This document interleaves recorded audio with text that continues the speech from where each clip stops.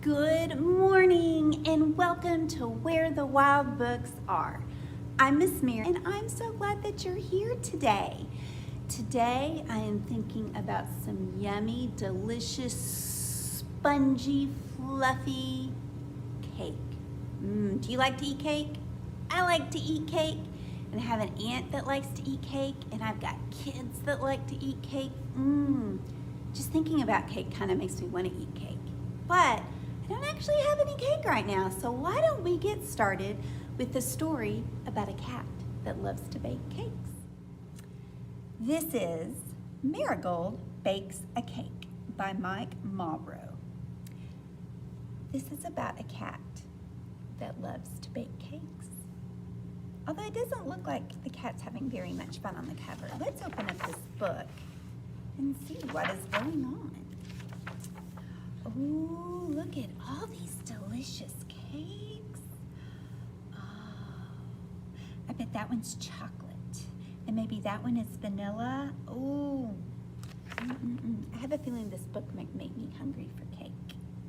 Oh, it says Marigold on the mailbox there. Oh, what an adorable house. I bet this is where Marigold lives. Okay, published by Philomel Books. Well, here we go. Marigold Bakes a Cake. Marigold liked everything just so. His fur was always well groomed, and his calendar was sorted well in advance. Mondays were Marigold's favorite. And if you look here on his calendar, he's written, Monday, it's that time, with little hearts. Looks like last Tuesday he went to the library and tea club, and the day after today, oh, he's got tap dance club.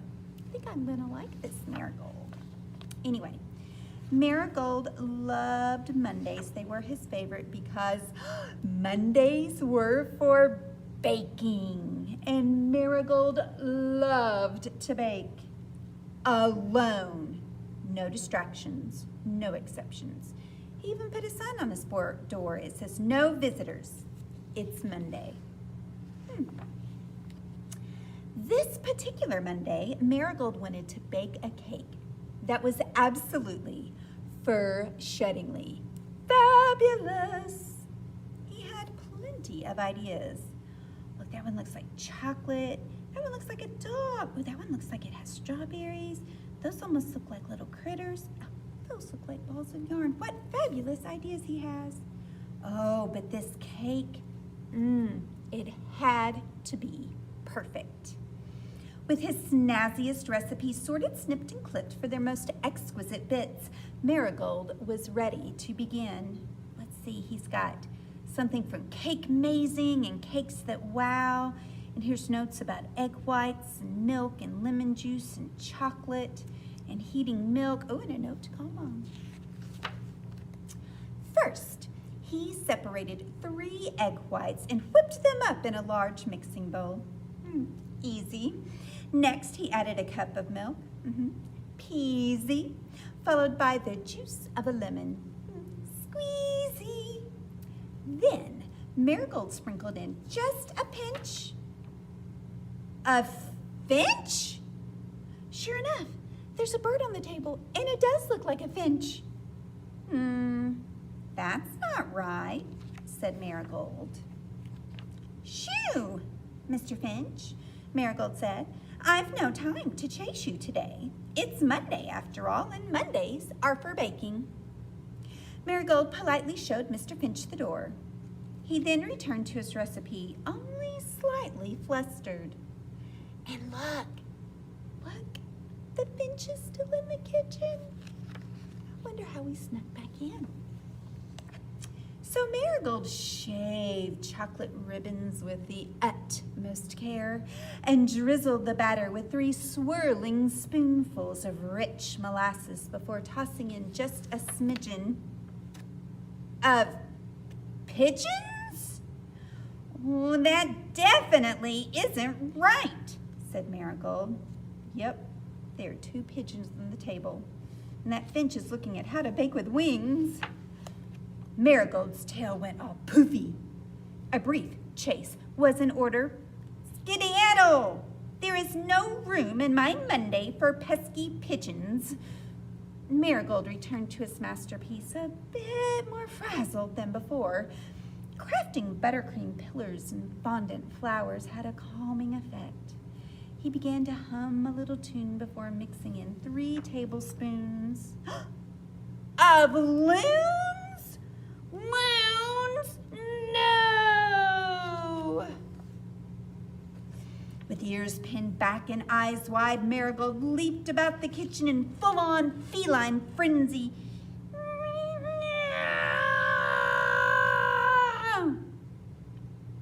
Oh dear. However, his tantrum only made his guests giggle and left his cake rather less than perfect. Marigold was full of fuss. Perhaps a walk would brighten his spirits. Baking is for the birds, he grumbled as he shut the door. Those birds really look interested in baking. They're looking at the recipes and the icing and the flour and the rolling pin. Oh, boy, was Marigold wrong about baking being for the birds. Look at them. They are trying to bake, bake, bake, bake. They are kind of messy bakers. Have you ever heard anyone talk and say that something was for the birds? I think that means that it's not for you. Like my kids tell me that sauerkraut is for the birds, which means that they don't like sauerkraut. And so Marigold said that baking was for the birds, but boy was he wrong. Look at those birds. Bake, bake, bake, bake, bake. But baking wasn't for the birds at all. But at least they tried. And Marigold recognized a love of cake making when he saw it. So he thought that if baking weren't for the birds, then maybe he could teach them. Oh, how kind is that? But he was wrong about that too. Look at him, he's like, he's got the directions. Oh, those birds. They just look like they're struggling with that. Oh, and look at this. This is the end. But I think if we look at this last page, we can kind of guess what happened. They put together some cakes. These are the cakes that the birds made, and they're not quite perfect. But the birds look really, really happy and proud of them. Oh, maybe Marigold's a better teacher than he thought. That is very impressive. That's the end of Marigold Bakes a Cake. Okay, I hope you enjoyed that story about Marigold baking a cake. Did you guys see bowls in Marigold's story and mixing spoons? Yeah, because you kind of need those things to make a lot of cakes. So I'm gonna hold my bowl in my arm like this, and I'm gonna use my other hand to hold my spoon and pretend to stir. So at home, if you don't have a bowl or a spoon, you can pretend to hold your bowl right here, and you can pretend to hold a spoon and stir. We're gonna start off by mixing the batter. So let's imagine we've put our flour and our eggs and our milk and our oil and our butter and everything else that we need in here to make our cake batter. But now we've got to mix it all up together, right, don't we? So we're gonna go, this is the way we mix the batter, mix the batter, mix the batter. This is the way we mix the batter when we make a cake. What should we do next? Well, usually you would pour it into a pan and you would put it into an oven, and then you would bring it out and let it cool. But then, if you like frosting, it's time to put the frosting on. So I'm gonna pretend that this is a frosting spreader, and here's our cake, and we're gonna spread the frosting. So if you're at home, you can pretend that one hand is your cake and your other hand is your icing spreader. Now I'm gonna hold my pops, and here we go. This is the way we spread the frosting, spread the frosting, spread the frosting. This is the way we spread the frosting when we bake a cake. All right, there's one other thing I thought we could do. Oh yeah, eat it. So I'm gonna pretend to eat my cake. And so at home, you can pretend to have a fork and cut off a piece of cake and eat it and swallow it. Okay, so yeah, let's eat it. This is the way we eat our cake, eat our cake, eat our cake. This is the way we eat our cake when we bake a cake. All right, so we're gonna do that again. We're just gonna do it a lot faster. So here we go. This is the way we mix the batter, mix the batter, mix the batter. This is the way we mix the batter when we make a cake. This is the way we spread the frosting, spread the frosting, spread the frosting. This is the way we spread the frosting when we bake a cake. This is the way we eat a cake, eat a cake, eat a cake. This is the way we eat our cake when we bake a cake. Good work. All right, so you know that there's a rhyme about cakes that most of us learn when we're just itty bitty babies. Can you guess what it is? It's pat a cake. You got it. But we can do this. We're gonna do it kind of big kid style. So we're gonna start off clapping. We're gonna go pat a cake, baker's man.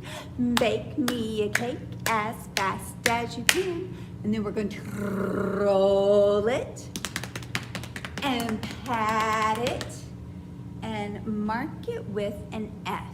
So can you draw the letter F on your stomach? I'm going to go across, down, and then put that little boing, that little line right there.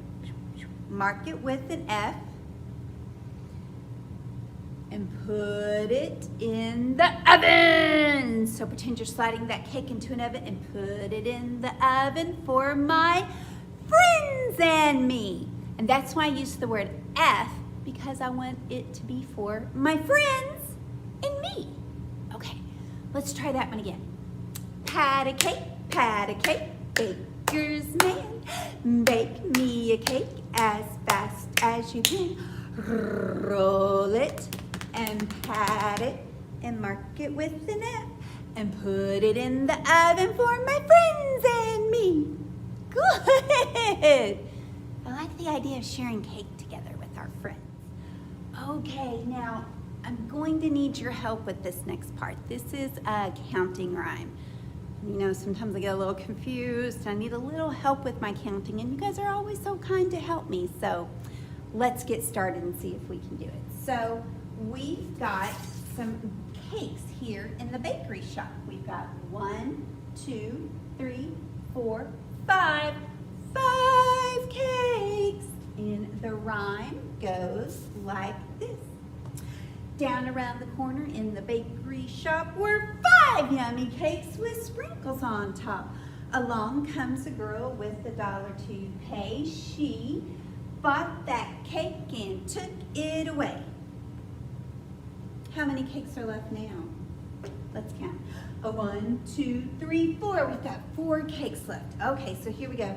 Down around the corner in the bakery shop were 4 yummy cakes with sprinkles on top. Along comes a boy with $1 to pay. He bought 1 cupcake and took it away. All right, how many cupcakes do we have, or cakes do we have left? 1, 2, 3. 3 cakes. So down around the corner in the bakery shop were 3 yummy cakes with sprinkles on top. Along comes Puss in Boots with $1 to pay. He buys 1 cake and takes it away. Well, how many cakes do we have left now? 1, 2. 2 cakes in the bakery shop. Here we go. Down around the corner in the bakery shop were 2 yummy cakes with sprinkles on top. Along came a crow with $1 to pay. That crow bought a cake and took it away. How many cakes are left now? That's right, just 1 cake. Do you think somebody's gonna come along and buy it? Let's see. Down around the corner at the bakery shop sat 1 yummy cake with sprinkles on top. Along comes Rah! T-Rex with $1 to pay. She bought that cupcake, or that pink cake, and took it away. How many cakes are left now? Do you know, T-Rex? 0! Good counting, everybody. Thanks, T-Rex. Sand Cake, a Frank Ash Bear story. I love bear stories by Frank Ash, published by Parents Magazine Press, New York. Oh, it's dedicated for my dad. One summer day, the bear family went to the beach where they swam and sunned themselves on a blanket. Sounds wonderful. After a while, Baby Bear said he felt like doing something else.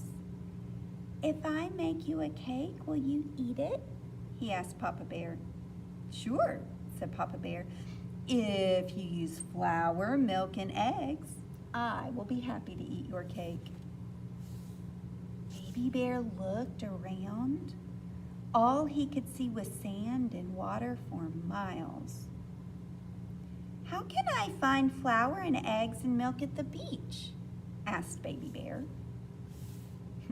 "That's easy," said Papa Bear. "Eggs come from a chicken, milk comes from a cow, and flour comes from wheat." "Well, if it is so easy," said Baby Bear, "then you make a cake with flour, milk, and eggs, and I will eat it." "Okay," said Papa Bear. "I will." And he got up and went down to the water's edge. He picked up a stick that had washed up on the beach. What do you think he's going to do with that stick? With the stick, he drew a chicken in the wet sand. Under the chicken, he drew an egg. He scooped up the egg and put it in Baby Bear's bucket. Then he drew some wheat and ground it up in his hands to make the flour. He added the flour to the eggs. This is so cute. Next, he drew a cow, and under the cow, a pail of milk. He poured the milk into the bucket with the eggs and flour. On all of this, he sprinkled some sea salt from the sea. Then, Papa Bear drew an oven. Where the oven door was, he dug a hole and buried the bucket. "Come on," he said to Baby Bear. "Let's go for a swim. By the time we come back, the cake will be ready for you to eat." All the time Baby Bear was swimming, he kept wondering, how will I ever be able to eat that cake? Do you have any ideas? Because really, the cake is just sand, but it's also made of eggs and milk and flour. When they came out of the water, Papa Bear dug up the bucket and turned it upside down on the beach. The cake was done. "Well now," said Papa Bear, "are you going to eat the nice cake I made for you?" "Sure," said Baby Bear. He picked up a stick and drew a picture of himself around the cake. "Here I am, and I've eaten the cake. See it in my stomach?" Papa Bear laughed and gave Baby Bear a great big hug. "Now I am hungry too," he said. "Then you can both have some of my cake," said Mama Bear. And she opened the picnic basket. "I made mine with real flour, milk, and eggs." And guess what? That real cake was delicious. And that's the end of Sand Cake by Frank Ash. I just love how Bear and Papa Bear use their imaginations to make that sand cake. I think that's pretty cool. Okay, everybody. I really hope you enjoyed Sand Cake. I also need your help with this next part. I have all of these cakes, and they're all different sizes, and I need to put them in order on my board. So let's see here. I need to put the biggest cake on the bottom and the smallest cake on top. So maybe you can help me. Here's 5. I know I have 10 cakes, so I guess 5 is somewhere in the middle. So we're going to go from big at the bottom down to the smallest at top. Okay, here's another cake. This is cake number 9, but I think if I remember, yeah, from the Down Around the Corner at the Bakery Shop rhyme. One is actually our biggest cake, so it probably goes here on the bottom. All right, so where would 8 go? Would 8 go here? No, 8 is smaller than 1, and 8 is smaller than 5, so it must go somewhere up there. Okay, and let's see here. Oh, here is cake number 6. So cake number 6 is a little bit smaller than cake number 5. So it must go on top of 5. Okay. Well, here's cake number 2. Does it go there? No. No, that's bigger than 8. We need something bigger than 8 here, but this is still bigger than that. Oh, here, let's try here. Let's try putting the 2 on top of the 1. That looks pretty good. Okay. And 9. Well, 9 is smaller than the 2 cake, but it's also smaller than the 5 cake. Well, it is smaller than the 6 cake. It's also smaller than the 8 cake. So let's try cake number 9 up there. Okay. Oh, cake number 3. Cake number 3 doesn't go there. It's bigger than 6 and it's bigger than 8. So maybe here on top of the 2. That works. It's smaller than 2 but bigger than 5. And then here is 7. Let's see, 1, 2, 3, 4, 5, 6, 7. Maybe spread these out just a little bit. Okay, let's see here. 4 is smaller than 3 but bigger than 5, so that works. Okay, 5 is smaller than 4 but bigger than 6. 7 is smaller than 6 but bigger than 8. 8 is smaller than 7 but bigger than 9. That means the last one, number 10, must go on top. Yes, we did it! Our cake starts big at the bottom and gets smaller and smaller and smaller. It descends in size and to number 10. Whoa, that cake is really big. Do you think you can eat a cake that was actually that big? Let me see. Oh, that cake's almost as big as I am. I bet it would take me a lot of days to eat this cake. All right, we've got another cake making action rhyme here. So this one's a little different. We're still gonna pretend to hold our bowl and hold our spoon, and we're gonna go mix the batter, stir the batter. Oh, pour some milk in. Glug, glug, glug, glug, glug, glug, glug. Mix the batter, stir the batter. Oh, place it in a tin. Do you ever hear people call little baking tins or sheets tins? So pour it in the tin. Pour, pour, pour, pour, pour. Oh, sprinkle in some chocolate chips. Sprinkle, sprinkle, sprinkle. Pop it in the oven. Open wide the oven door. Ooh, and out comes the cake. So, how can we do this without our props? This will be pretty fun, I think. We're gonna go mix the batter, stir the batter, pour some milk in. Glug, glug, glug, glug, glug. Mix the batter, stir the batter, place it in a tin. Pour it, pour it.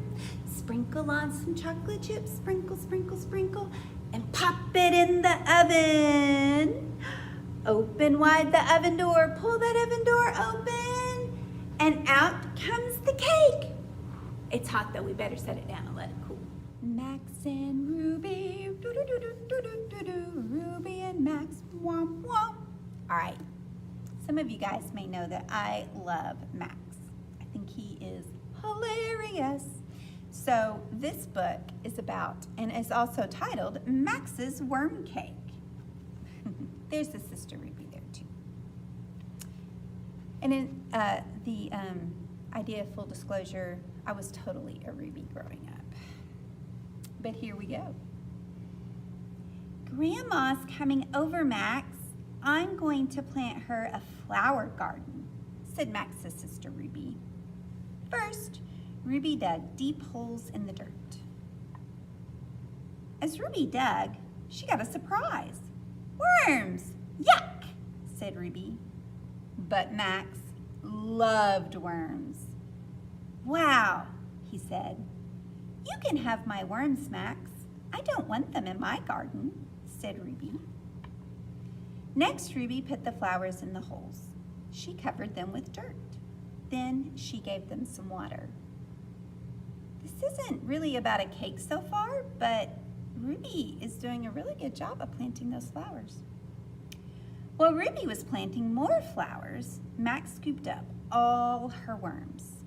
He made a nice worm cake with stones on top.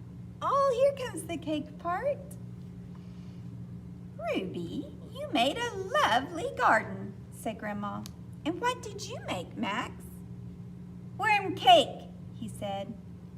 I don't like worm cake, said Ruby. But worms are good for the garden, said Grandma. So Max put his worm cake all around the flowers. Ruby smiled. Now my garden will be big, beautiful, and happy, said Max. And that's the end of Max's worm cake. I hope you enjoyed reading about delicious cake as much as I did. And I'll see you next time. Bye-bye.